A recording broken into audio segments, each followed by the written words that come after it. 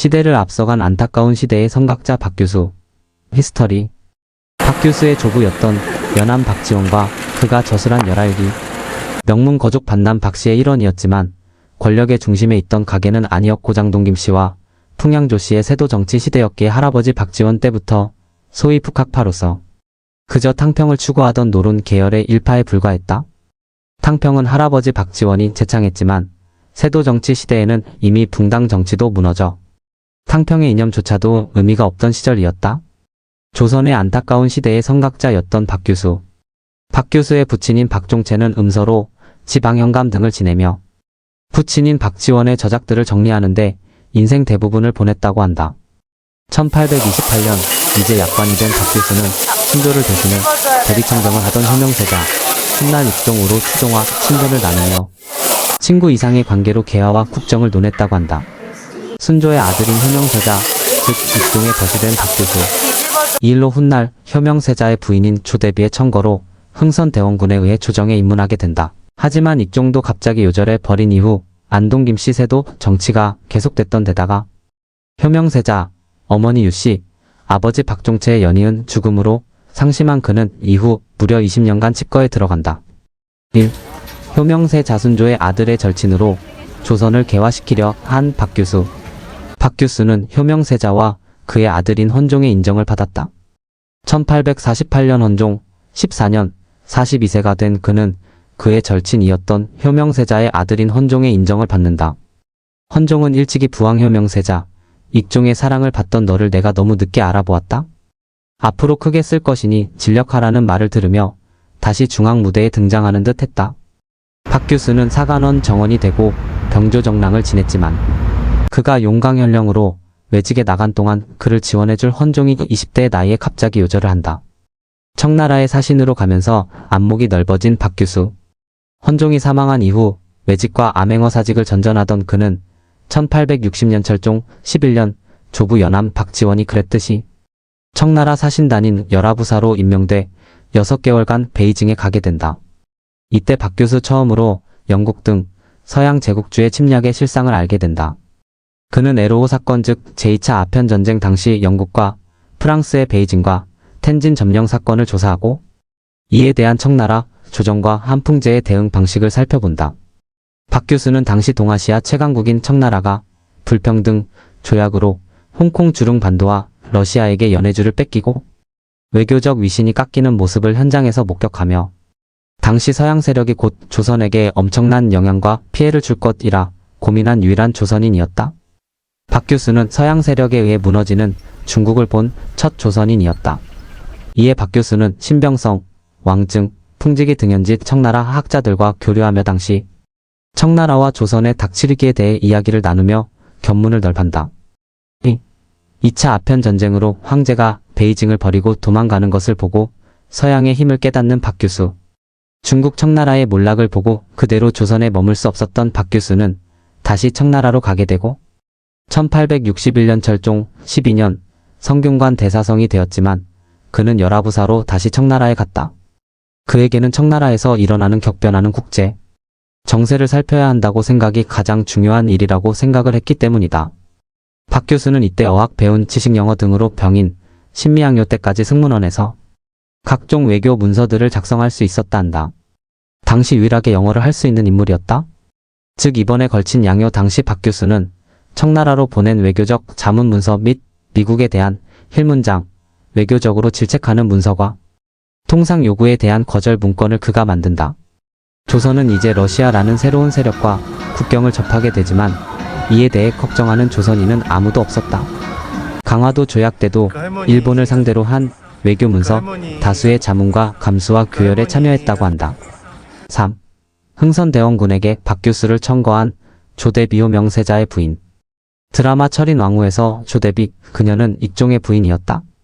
와교적으로도 위기였는데 1862년 철종 13년 진주민란이 일어나자 박규수는 안핵사로 당시 상황의 수습을 맡는다. 지방관과 지역 향반들의 부패로 인한 백성들의 참상을 보고하고 세금 감면과 구유를 주청해 성사시켰다. 안핵사로서 진주민란을 해결하고 삼정이 정청 설치를 건의하는 박규수. 그는 밀란의 원인이 삼정의 문란에 있음을 확인하고 근본적 해결책을 마련하도록 조정의 중론을 모을 특별기구를 건의했다. 그의 건의로 삼정의 정청이 설치된다. 1863년 고종 즉위년 그는 승정원 도승지에 임명돼 고종을 측근해서 모시게 됐다. 당시 고종의 일종의 양어머니가 된 초대비 익종의 부인과 남편의 생전 절친했던 박규수를 흥선대원군에게 청거한 것이다. 1866년 고종 3년 고위 관리는 반드시 지방 외직을 순환해야 하는 규정에 따라 그해 음력 2월 평안도 관찰사로 부임했다. 4. 제너럴 셔먼호 사건 1866년이 일어났다. 셔먼호는 비록 상선이었으나 무장을 적재한 상태였고 밀물을 타고 강을 거슬러 올라왔지만 조수가 밀려나가면서 모래톱에 자초된다. 1866년 고종 3년 제너럴 셔먼호 사건이 터졌다. 선교사 토마스 한국식 이름 최난원 등을 태운 미국 상선 제너럴 셔먼 오더 제너럴 셔먼가 조선 정부의 분명한 통상 요구 거절에도 대동강을 거슬러 올라오자 평양 감사 박규수는 공격 명령을 내렸다. 셔먼호는 비록 상선이었으나 무장을 적재한 상태였고 밀물을 타고 강을 거슬러 올라왔지만 곧 조수가 밀려나가면서 모래톱에 자초된다. 셔먼호가 항행 불능에 빠지면서 미국인들이 다급히 배에서 뛰어내려 도망쳤으나 대개가 사살되고 선장과 선교사 토마스는 평양 부민들에게 맞아 죽었다. 하지만 원래 박교수는 미국인들을 인질로 하여 미국과 유리한 조약을 맺을 수 있을 것이라 생각했지만 평양 부민들의 생각은 박교수와 같지 않았다. 러시아의 남하 정책의 위기를 느낀 흥선대원군이 프랑스 선교사들을 통해 한불 동맹을 맺으려 했지만 이를 빌미로 오히려 수구파들에게 공격을 당하자 조선의 천주교인들을 박해하는 병인 박해가 일어난다. 하지만 박교수는 백성이 천주교에 혹하는 것은 결국 가렴주구와 악정 때문이므로 처벌보다는 교화하고 선도하자며 관대한 처분을 상주했다. 전국적으로 혹독한 검거 및 고문 처형이 이어질 때도 그는 구금 정도의 관대한 처벌만 내렸다. 관찰사 때 그의 관내에는 처형자가 없었다. 병인 박해는 결국 병인 양요가 되어 조선과 프랑스는 의도와는 달리 전쟁에 돌입하게 된다.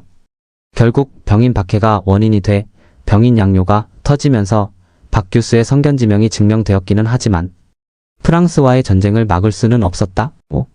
양무운동 도입 좌절과 강화도 조약 찬성으로 인해 매국노로 비난을 받다. 이번에 걸친 양요 당시 박규수는 청나라로 보낸 외교적 자문 문서 및 미국에 대한 힐문장, 외교적으로 질책하는 문서가 통상, 요구에 대한 거절 문건을 그가 만든다. 1872년 고종 9년 천국 황제 동치제의 혼례식에 진화사 정사로 사신단을 꾸려 청나라에 건너갔다. 이때 박규수는 청나라 사신으로 프랑스에 다녀온 완한 숭우를 만나 세계 정세를 묻고 아울러 서구의 서적과 무기, 화포, 건축술에 대한 자료도 손에 넣었다. 양무운동을 조선에서도 실현하고자 한 박규수. 청나라 조정이 서구 열강에 대항해 자구적 노력의 일환으로 일으킨 양무운동에 깊은 감명을 받고 귀국 후 개국과 개화의 필요성을 역설했지만 흥선대원군의 세국 정책과 최익현, 김평목 등 주자학적 명분론의 공격에 막혀 좌절해야 했다. 그럼에도 불구하고 1873년 마침내 우의정에 올랐다. 하지만 이후에도 개국의 필요성을 여러 차례 역설했으나 결국 그의 주장은 채택되지는 않았다. 수차례 양요와 흥선대원군의 실각으로 혼란한 사이 메이지 유신을 단행하는 일본. 동년 1873년 고종 10년 12월 일본이 메이지 유신을 성공시킨 이후 조선에게 국서로 황, 칙령, 대일본 등과 같은 표현을 써보냈다. 즉 일본이 조선의 상국에 위치해서 있다고 써보낸 외교 전문에 대해 당연히 조선은 수리를 거부한다. 하지만 박규수는 이는 그저 형식적인 것이니 연연하지 말고 일본과 교섭을 하자고 주장을 했다. 박규수는 흥선대원군을 직접 찾아가 일본이 평화적인 뜻으로 수교하려는 한 대국적 견지에서 서계를 받아들이자고 설득하였으나 결국 거부당한다.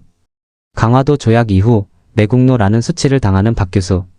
결국 박규수는 자신의 뜻이 더 이상 통하지 않는 걸 납득하게 되어 관직에서 물러난 후 그는 자신의 사랑방에 출입하는 젊은 양반자제들에게 자신의 사상을 강의한다. 그는 자명종, 시계, 태엽, 희계, 서양화 등을 소개하는 한편 서양 열강의 무서움 및 중국의 패배와 양무운동 등 세계에 정세를 전하고 부국 강병을 역설했다고 한다. 박규수에 의해 양성된 근대 개화파, 김옥균, 서재필 등 1875년 고종 12년 9일본은 운요로 강화도를 포격했다. 그리고 이듬해 2월 조선은 일본과 강화도 조약을 맺게 됐다. 하지만 조약 체결 이후 박규수는 매국노로 규탄받는 등 상당한 사람들의 비난의 병석에 누웠다. 결국 1877년 고종 14년 2월 9일에 자신의 임지였던 수원부 청사에서 71세를 일기로 사망했다. 그가 죽은 이후 1884년 고종 21년 10월 그의 제자들인 김옥균, 박영효, 서재필, 유길준 등이 갑신 정변을 일으킨 후 실패하자 대거 일본과 미국으로 망명 갔다. 갑신 정변 실패 이후 박규수는 죽었지만 그는 모든 관작을 삭탈당한다. 박규수는 그의 문화생들이 역도들이 되자 사망한 그 역시 관작을 모두 삭탈당했으며 집은 헐려 공터가 됐다가 1906년 보성중학교 부지가 되었다고 한다. 그리고 이후 1894년 고종 31년 청일전쟁에서 승리한 일본을 등에 업고 개화파들이 조정에 복귀해 가보경장을 실시한 뒤에야 사면 복권이 되게 된다. 복잡한 국제 정세만큼이나 상당히 힘든 삶을 살다간 인물이었다는 생각이 든다. 박규수 공릉성식일. 박규수는 순조 때 태어나 고종 때까지 살았던 조선의 문신이자 관료였다. 그는 순조, 헌종, 철종, 고종 내 임금을 섬겼지만 그의 삶에 가장 큰 영향을 미친 이는 왕위에 오르지 못한 효명세자였다. 효명세자와 박규수는 각각 1809년과 1807년에 태어나 나이가 비슷했으며 공식적으로는 세자시 강원의 스승과 제자였지만 친구에 가까운 관계였다. 두 사람의 인연은 효명세자가 아버지 순조를 대신해 대리청정을 맡으면서 시작되었다. 당시 20세였던 박규수는 관직이 없던 젊은 학자에 불과했으나 효명세자는 그를 자주 불러 조선의 미래에 대해 논의했다. 특히 두 사람은 개화라는 주제에 열정을 쏟았고 박규수는 조부 박지원의 개혁적 사상을 효명세자에게 소개했다. 효명세자는 이를 바탕으로 안동 김씨 세력을 견제하고 남인과 소론을 등용하는 등 개혁적 행보를 보였다. 그러나 효명세자의 갑작스러운 죽음은 모든 것을 무너뜨렸다. 깊은 상심에 빠진 박규수는 고향으로 내려가 약 20년 동안 학문에 몰두하며 세상을 등졌다. 조정에 돌아온 것은 헌종이 사망하기 1년 전이었다. 헌종은 아버지 효명세자가 총애하던 박규수를 사헌부 정원에 임명했지만 헌종 역시 22세의 젊은 나이에 세상을 떠났고 박규수는 또다시 주군을 잃었다. 이후 철종 시기 박규수는 중앙과 지방 관직을 두루 거쳤으며 1860년 청나라 사신으로 다녀온 경험은 그의 사상에 중대한 전환점을 가져왔다. 서양 열강의 위세를 목격한 그는 조선의 개화를 확신하게 되었다. 1862년 진주 밀란이 일어나자 그는 안핵사로 임명되어 밀란의 원인이 탕관오리의 폭정임을 밝혀냈다. 박규수의 건의로 철종은 삼정이 정청을 설치해 세도 정치를 개혁하려 했으나 세도 정치 세력의 저항으로 뜻을 이루지 못했다. 결국 철종마저 이듬해 세상을 떠나면서 개혁의 불씨는 꺼졌다. 고종 즉위 후 효명세자의 세자빈이었던 신정왕후의 추천으로 그는 흥선대원군의 주목을 받았다. 1866년 평안도 관찰사로 부임한 그는 제너럴 셔머노 사건을 성공적으로 지휘하며 고종과 대원군의 신임을 얻었다. 그러나 그는 위정적 사파와 달리 개화를 주장하며 갈등을 빚었고 흥선대원군과 조정을 설득했으나 번번이 거절당했다. 1876년 그는 일본과의 강화도 조약을 주도했다. 개화의 초석으로 삼으려 했던 이 조약은 오히려 그를 매국노라는 비난의 대상으로 만들었다. 충격을 받은 그는 병석에 눕게 되었고 이듬해 70세의 나이로 세상을 떠났다. 그의 사상은 김옥균, 박영효 등 갑신 정변을 이끈 개화파에게 깊은 영향을 미쳤다. 만약 흥선대원군이 그의 주장을 받아들였다면 혹은 고종이 그의 조언을 더 강력히 실행했더라면 조선의 역사는 달라졌을지도 모른다. 그러나 그의 꿈은 시대적 한계 속에서 좌절되었고 이는 결국 조선의 쇠락으로 이어졌다. 박규수의 삶은 좌절의 연속이었지만 그의 사상은 조선이 새로운 길을 모색하는 데 중요한 밑거름이 되었다. 비록 당대에 실현되지는 못했으나 그의 도전은 조선 역사에 깊은 흔적을 남겼다. 박규수와 사쿠마 쇼잔 포어 지천배기. 박규수 1807만 1877화, 사쿠마 쇼잔 1811만 1864. 그들은 각기 조선과 일본의 거의 동시대에 살았다. 서구 열강이 세도하는 서세동점의 시기. 그들은 온몸으로 그 높은 문호 개방의 경랑에 부딪혀야 했다. 따라서 그들의 삶의 궤적은 곧 조선과 일본의 향후 전개되는 두 나라의 운명과도 직결된다. 이런 이유 때문에 그들의 삶을 조망해보는 일이란 곧 풍전등화와 같았던 조선과 일본의 운명을 되새겨보는 일이라는 점에서도 흥미로운 일이다. 19세기 중엽, 드세진 서구 열강들의 문호 개방의 압력이 이미 중국 청나라를 굴복시키고 또 극동으로 미치는 때 조선과 일본도 서구 열강의 침략의 예외가 될 수 없었다. 박규수가 평양 감사로 부임하던 해 1866년 미국 상선 제너럴 셔먼호가 대동강에 출현하자 당시 흥선 대원군의 의지대로 이를 격퇴하고 승리한 듯 척화비를 세우며 그 세국의 문고리를 더욱 굳게 닫아버렸다. 그러나 일본은 어떠했는가?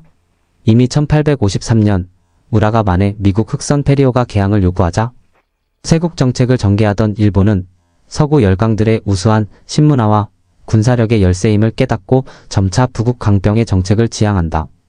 당시 흥선 대원군 치세에 있던 조선은 외세를 적극 배척하며 몰아내려 했다면 일본은 이미 서구 열강의 과학기술 문명의 우수함을 알고 부국 강병을 꾀하기 위해 재빠르게 세국에서 개국론으로 지향한 것이다. 따라서 박규수와 사쿠마 쇼잔의 삶 속에는 이후 전개될 조선과 일본의 향후 운명이 잘 드러난다는 점에서도 의의가 주어진다. 박규수 1807만 1877는 연암 박지원의 손자였다. 그가 태어나기 2년 전 연암이 세상을 떴으니 실제 할아버지를 본 적은 없다. 하지만 그가 나서 자란 집은 연암 박지원이 노년을 보낸 곳, 충분하게도 연암의 학문적 업적과 사상을 익히 알고 있었으리라. 개혁적 성향을 지닌 효명세 자순조의 아들 익종화 인연이 있었지만 세자가 순조의 대리청정을 하던 중 21세에 이른 나이에 축자 박규수는 은거하다가 1848년 42세의 나이에 증광별시 문과 과거를 통해 관료로 입문하게 된다. 박규수의 친개화 사상은 1780년 청나라 열하까지 삼종영 박명원을 수행하며 사신 행렬로 다녀온 그의 조부 연암 박지원의 영향을 입은 바 큰 것으로 보인다. 후에 박규수 자신도 1869년 평양 감사 후 다시 중앙으로 복귀 정사 자격으로 중국 사행길을 다녀오면서 중국의 양무운동을 목격한 것도 일찍이 조선 외부의 국제사정을 알게 된 동기가 되었을 것으로 추측된다. 그가 품었던 개화 사상은 그가 죽기 2년 전 모든 관직을 그만둔 말년에 박규수의 사랑방에 모인 김옥균, 박영효, 서광법, 유길준, 서재필 등과 같은 젊은 개화파 지식인들에게 영향을 주기에 충분했을 것이다. 이들에게 지구의를 보여주고 중국 중심의 세계관으로부터 벗어나고 있던 당시의 세계 정세를 가르치며 개화의 필요성을 역설했던 것이다. 따라서 박규수의 개화 사상은 폐쇄되고 닫힌 조선 사회에 던진 작은 울림으로 평가되지 않을 수 없다. 시실 일본의 개화 사상가들은 가스 가이슈가 처음은 아니다. 18세기 난학을 연구했던 많은 사무라이들이나 지식인들이 그 개화의 토양을 구축하고 있었던 셈이다. 1854년 1년 전에 미국 상선 페리오가 다시 에도 만에 출현한 사건에서 유달리 반응한 무리가 있었으니 가스 가이슈와 그의 문화생들이었다. 이 시기의 쇼자는 에도에서 제자들을 가르치고 있었으니 요시다 쇼인, 사카모토 료마, 가스 가이슈 등이 그의 문화생들이었다. 박규수와 가스 가이유의 차이란 그들의 제자들의 역량의 차이와 다를 바 없다. 박규수가 뿌린 개화 사상이 1884년 개화파 지식인들의 개화운동이 갑신정변으로 실패로 끝났던 반면에 쇼잔의 제자들이 뿌린 씨앗은 후일 막부 봉건 체제를 무너뜨리고 왕정복고와 메이지 유신을 거쳐 일본 근대화를 이루게 하는 주역들이 되었기 때문이다. 요시다 쇼이는 야마구치현 하기에서 쇼카손주쿠를 열어 메이지 유신을 성공시킨 이토 히로부미, 이노우에 가오루, 기도 다카요시 등을 배출했으며 또 후쿠자와 유키치 메이지 유신을 주도한 유신 상걸기도 다카요시, 오쿠보 다카요시, 사이고 다카모리, 다카스키 신사쿠, 야마카다 아리토모 등 일본 근대화에 공헌한 개화 인물들은 이루 말할 수 없이 많았다. 전반적으로 관료와 지식인들이 신정부를 구성하고 개화에 박차를 가하면서 강한 응집력, 다름 아닌 정치력을 보여주었던 것이다. 박규수와 쇼잔, 그들의 삶의 영향과 울림은 달랐다. 그 차이는 어디에서 연유하는 것일까? 먼저 그들을 지배한 정치 제도가 달랐다. 말하자면 구조가 달랐다는 것이다. 전자가 조선의 중앙집권 구조, 반면에 후자는 수많은 번주들의 지배 구조를 지닌 분권 국가였다는 것. 다음으로 그러한 구조를 지배한 이념의 경직성 강도. 전자가 400여 년 동안 지속된 중국 중심의 세계관에 너무 깊숙하게 종속되어 중국이 내뿜는 물리력의 자기력으로부터 벗어날 수 없었다는 점. 반면에 후자는 중국의 자기장으로부터 공간적, 정신적 일정 거리를 두어 제3의 세계로서의 서구 문명의 이점을 일찍 깨닫고 재빠르게 흡수할 수 있는 정신적 여백과 공간이 있었다는 점. 쉽게 말해 조선은 이념적 골수였고 일본은 이념적으로도 유연했다. 이로 인해 조선은 단일론적 이념에 종속되었고 일본은 생존에 강했다.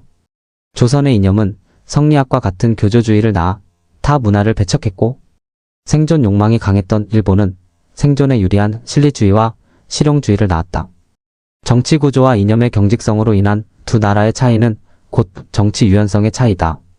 이념의 경직성으로 인해 조선은 기존의 정치적 모순을 타개할 새로운 정치 세력이 등장하지 못했지만 일본은 조수번이나 사스마번과 같이 봉건 체제 막부에 대항해 그를 타도할 수 있는 지방, 번주 세력들이 있었다는 점은 조선과 일본의 주요 차이이다. 마지막으로 왕조 체제로서의 조선 관리들이 적극적인 개화 사상을 피력하지 못하고 오히려 왕조 권력을 유지하려 한 시대적 무리해가 있었다는 점. 반면에 일본은 서구 열강이라는 강한 외부의 충격과 자극을 극복하기 위해 더욱 강한 응집력을 발휘할 수 있었다는 점.